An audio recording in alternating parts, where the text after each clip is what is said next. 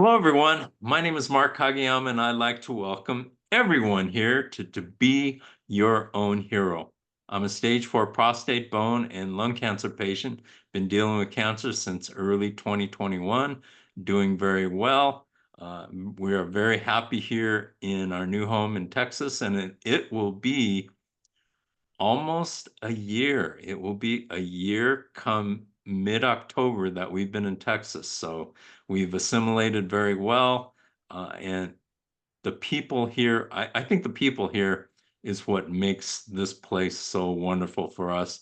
We've met so many very, very incredible people, very friendly, very helpful. And without the help that we've gotten, we wouldn't have been able to do a lot of things that we've been able to do. But I am so excited today because I have a very, very special guest. His name is Claudio Pannunzio, and he's from New York. And so let's bring him on at this time. Claudio, please introduce yourself, tell us who you are, and we're going to have a great conversation here. So be sure to join us till the end.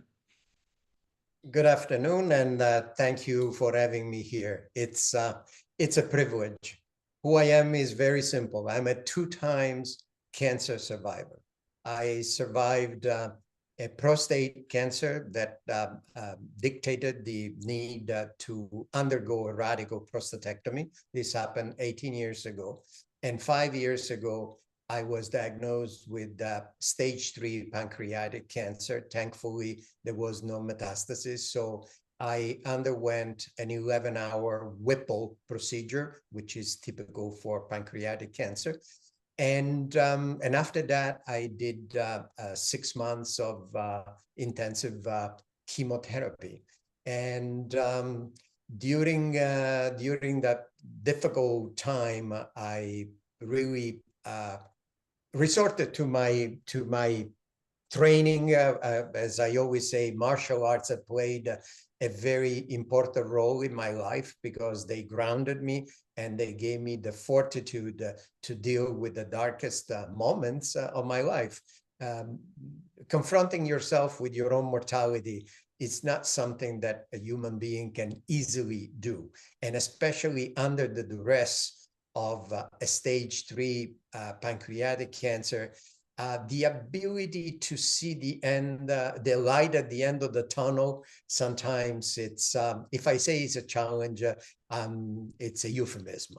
So I spent the majority of my life, aside for my 9-to-5 work, working. I am a chaplain with the U.S. Chaplain Corps. I work with the Cancer Hope Network, and I am involved with another organization called TPIU, The Patient Is You, and there we try to bring compassion within a healthcare environment, because I know firsthand the need of compassion when you're dealing with cancer is very important. So we do a lot of activities. We recognize doctors. We give them award when they really show tangibly that they are compassionate with their patient. With the Cancer Hope Network, which is a support group, I had really the fortune to receive an award for my work with them. Mark, you have a question? Yes. Well, why don't we go back in time? Okay, Yeah. you mentioned about your martial arts. Yep. How and why did you get into that? And what type of martial arts did you do? So as I always say, as a cancer patient, my life started with hope. Hope, I think, becomes the most important commodity that we can trade when we are with cancer. So my life started with hope because I had 2 major hopes growing up. One, to survive a very violent father. And the second one was that the bullying that I had to sustain at school would end. And so that brought me at one point to decide, where can I find a physical and mental strength to really defend myself? And so I started this beautiful journey of today approaching almost 35 years of training in Japanese, Korean, and Chinese martial arts that gave me the mental fortitude and the physical fortitude to move forward. But when I was diagnosed with my first cancer, I realized that despite my samurai or ninja training, the cancer really snuck up behind me. And at that point, I froze because I said, there is no sword, no spear, no kick, no punch that could neutralize it. And so I had really to try to deal with the devastating desperation and the immediate fear of dying that ensued, you know, the diagnosis. And so really, I just had to, the only way that really helped me to maintain my sanity was that, and through means of meditation. I happened to have a Zen Buddhist training for a good 33 years that really helped me with that. So what type of did you have one specific, or you did a range of martial arts? Yes, I studied in Korean martial arts Tang Sudo, which is a form of karate. In Japanese martial art, I done Kendo and Iaido. Iaido is the art of the samurai. I'll dwell for a second on this because maybe you can see in the back, in my back, my two Japanese sword called katana and yaito. And that art, when you practice with the katana, is the sharpest instrument on the face of the earth. I've seen practitioners using 4 fingers just by gently brushing against the blade. Wow. So it's so sharp. So when you use it, you need to be completely focused moment after moment in what you do. And the only thing that you can do, you cannot spar with that, otherwise you kill someone. So you have to imagine when you do your, it's called in Japanese, katas, your exercise. When you do that, you have to imagine your opponent in your mind. And guess what? In our life, who's our worst opponent most of the time? Ourselves. Our mind.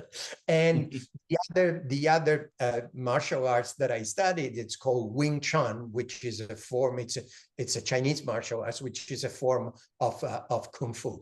But the Iaido is the one that really made me reflect, especially when you are announced with cancer and your mind sometimes goes in a downward spiral of questions that have no real answer, but it's only fear.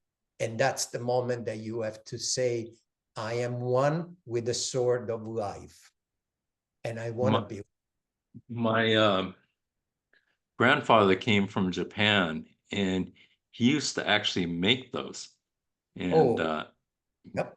yeah, and I think it's with my uncle who just passed away. So I think that's where it is. I'm not totally sure, but you know, he used to do these demonstrations with the sword years ago. I don't remember it because it was so long ago. But yeah, he was actually a sword maker. Yeah. Oh, interesting. We'll have to have a conversation about that. So Absolutely.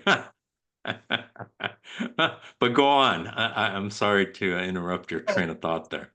it's for me, I remember, especially for the second cancer, you know, I had the first cancer and everything went well. I didn't need chemotherapy. So I really, in the back of my mind, my subconscious was really hoping and praying that that was it. But then 5 years ago, one morning, I was having breakfast and my wife saw that I rolled my eyes back and I almost fell off the chair. And I was out less than a minute, but by the time that I was awake again, the ambulance was already, fortunately, I leave it 2 minutes from the hospital, was already at my door.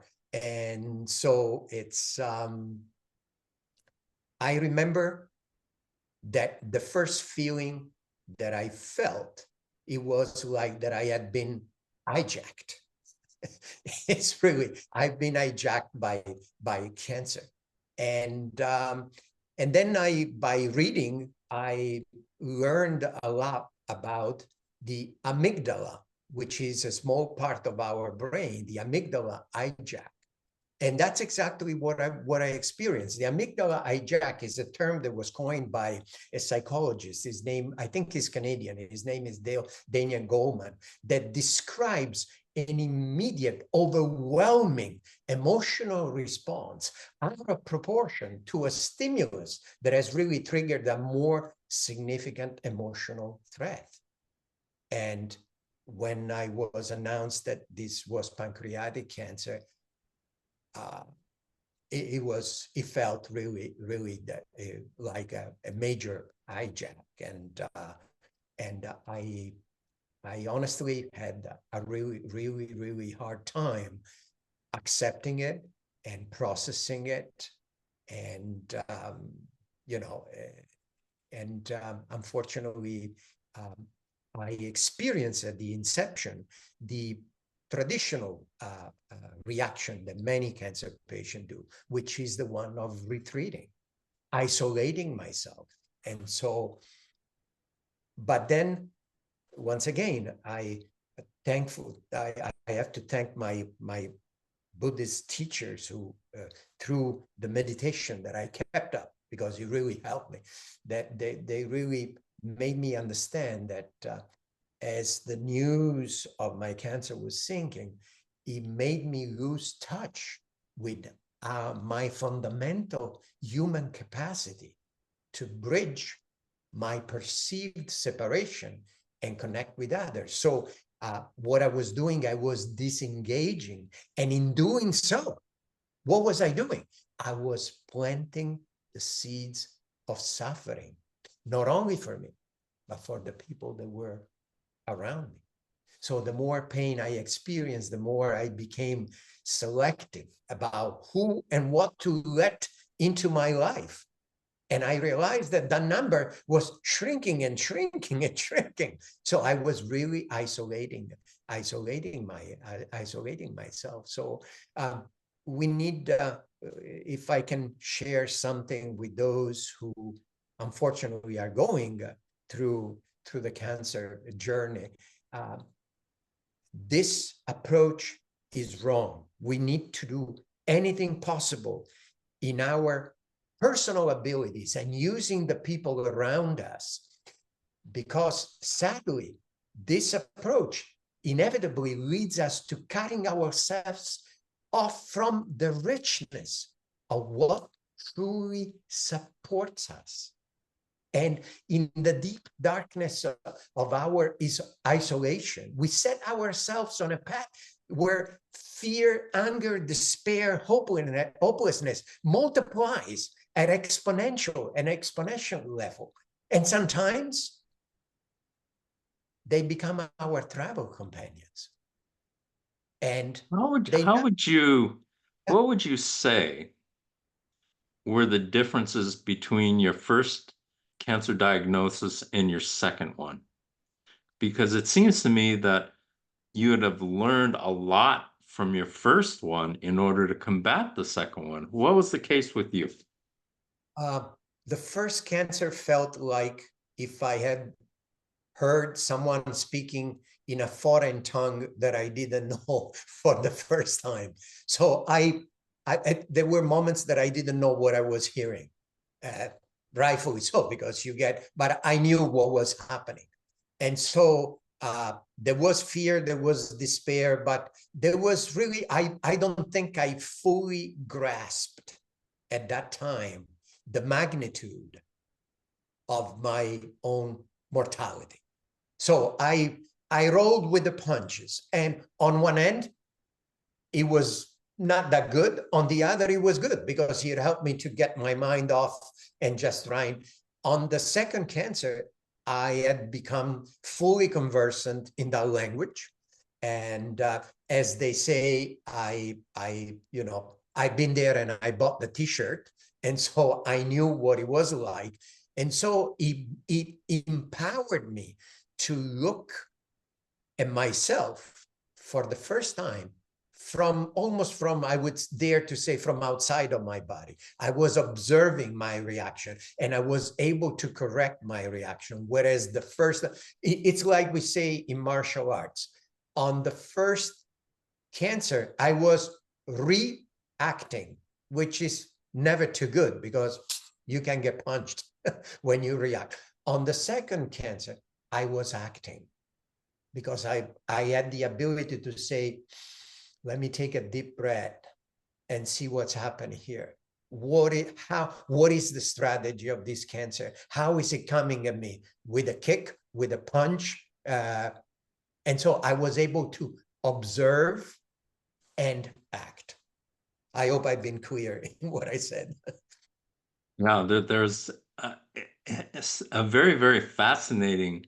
I haven't talked to anyone who's looked at it in those terms, and so it's that's what's the beauty of what I do is I get to meet so many people, and cancer patients need to make their journey their own, because if it's not your own, then somebody else has control. Yeah. And it's so important that you are in control of your own journey. Uh, My suggestion is when we are with cancer, we need to watch and observe our emotions. Yale University has a division called Emotional Intelligence Division. It's run by Professor Mark Brackett.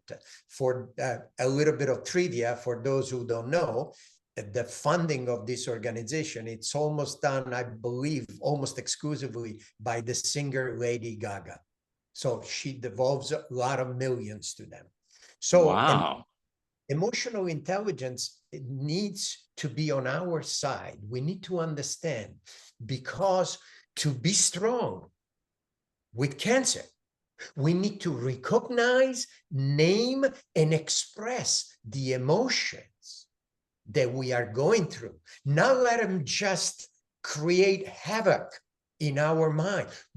As we say in Zen Buddhism, let's use the breath to connect body and mind and be conscious of what happened. So we need to recognize, name, and express those emotions. And above all, we need to find the courage to keep our eyes open and face what arises in the present moment. Why? Because only by doing that, we can take skillful action based on clarity and wisdom, not just, oh my God, oh my God, oh my God, because it's a journey. And as every journey, if you do it by train, by plane, by car, on foot, by bicycle, you need clarity. We need vision. Otherwise, you hit a wall.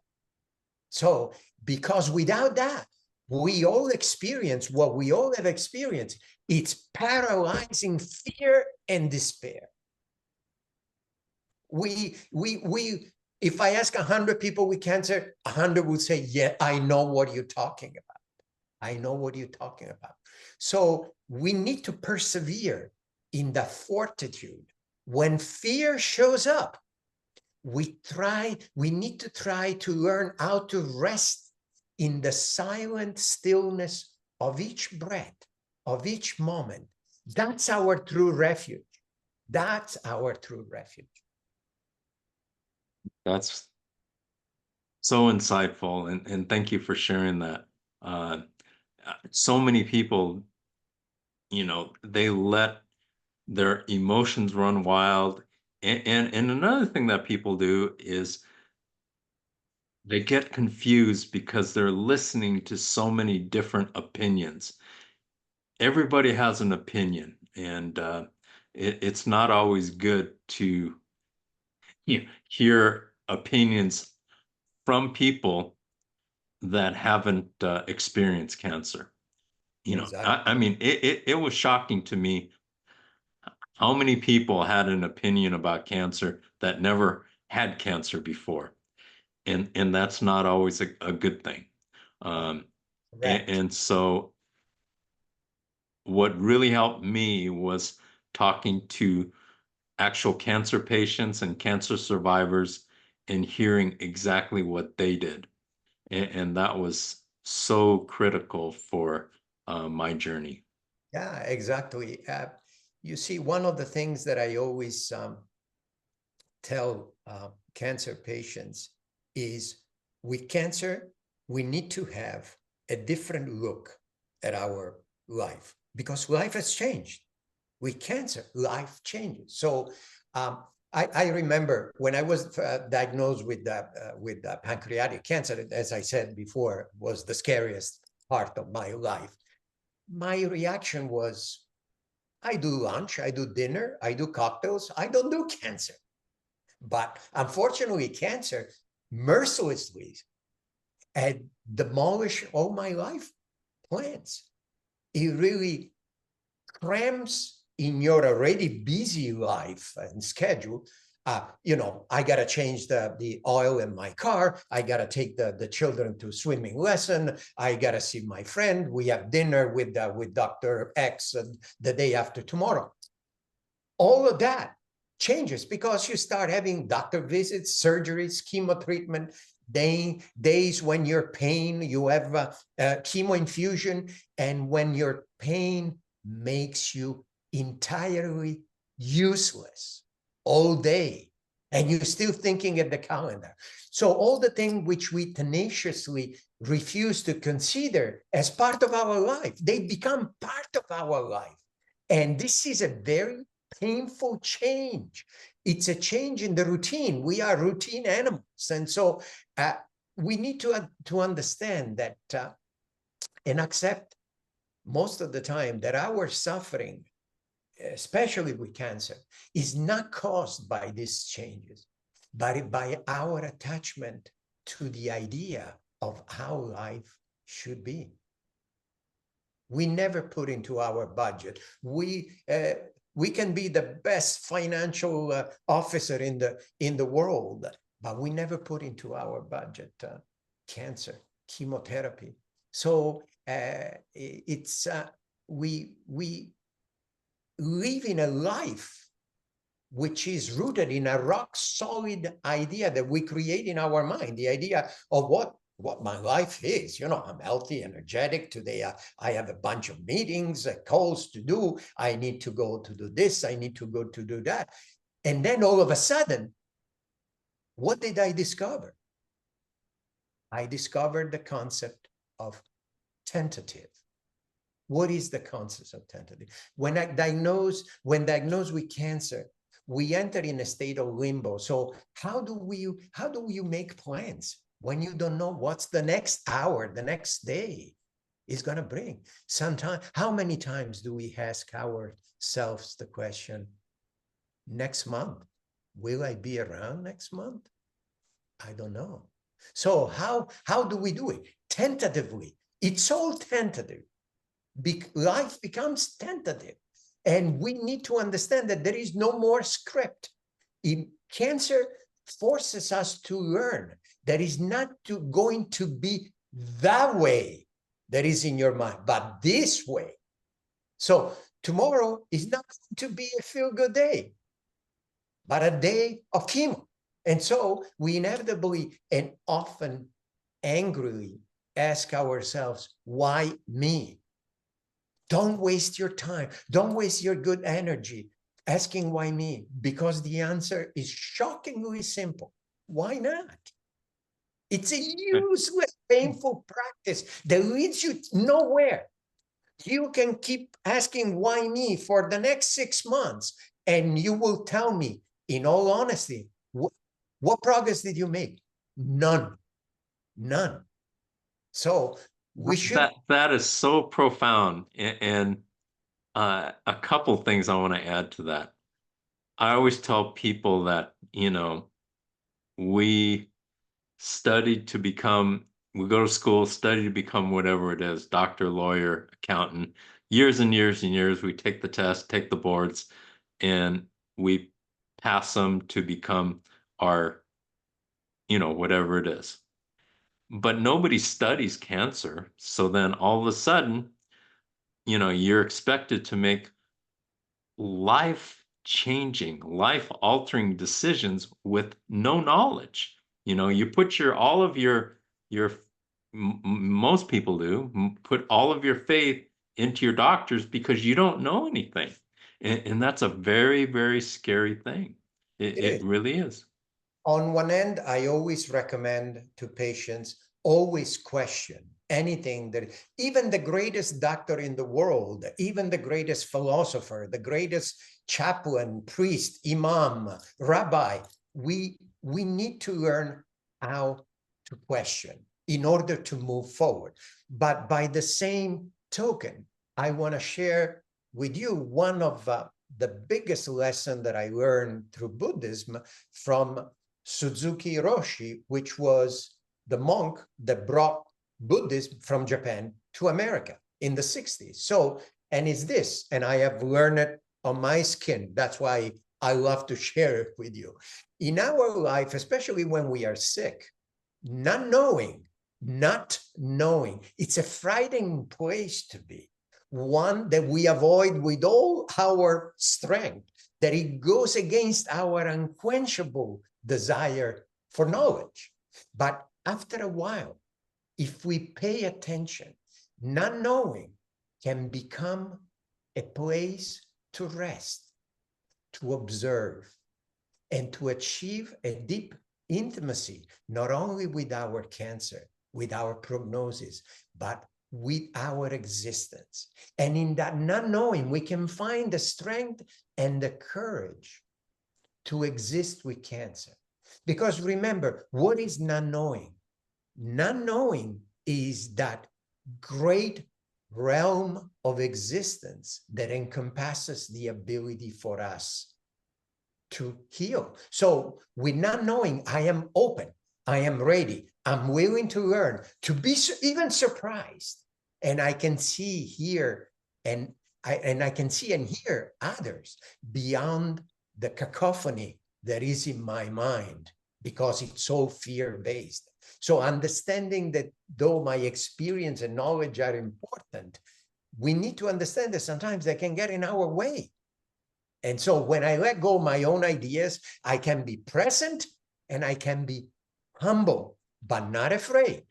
So I can enter this moment of existence engaged and open to anything that will be.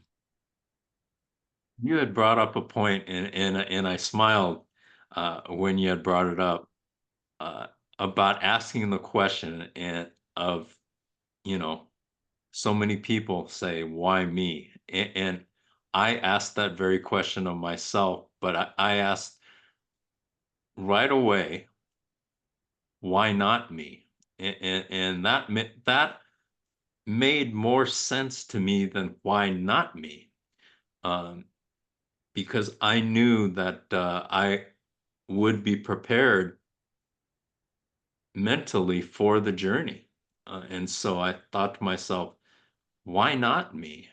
Because I feel that God doesn't put things in front of you that you are not able to handle. And so that made sense to me. And so that's why when you mentioned that, that question, I just really smiled because early on in my journey, that's exactly what I asked myself. And so, yeah, it was just very profound for me. So thank you for bringing that up. So to celebrate your ancestors, I want to share with you this. In the Japanese culture, there is a term that you might know very, very well. It's called ukeireru. Ukeireru, it's acceptance, self-acceptance, acceptance of others, and acceptance of the situations that manifest in our life. When we practice ukeireru, we learn to pause and accept the situation that life throws to us before deciding upon any course of action. So by doing so, we learn not to react, but rather to act from a more grounded place. And Ukereru is a unique skill that really reframes our mindset and helps us to shape the concept of hope. And I can repeat this until I'm blue in the face. Hope is the pillar on which cancer patients stand. You know, I usually ask people what their final thought is, but you just gave it to me. And so I have one last question for you before we close out the interview. And I think you think in broader terms. So I think this will be an easy question for you. We live in a world that's very divisive. What would you do to help bring people together and make this world a better place for everybody? When I